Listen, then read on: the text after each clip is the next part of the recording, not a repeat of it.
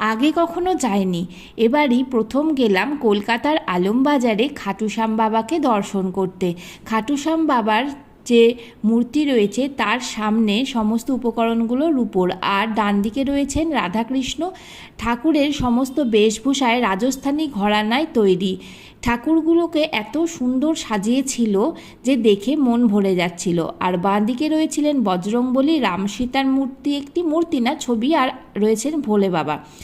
এখানে কিন্তু মন্দিরের ছবি তোলা একদম বারণ, বা কারুকাজের ছবিগুলোও তোলা যায় না, শুধুমাত্র বাবার মুখের ছবি আর ঠাকুরের ছবি খুব ক্লোজলি তুলতে হয়।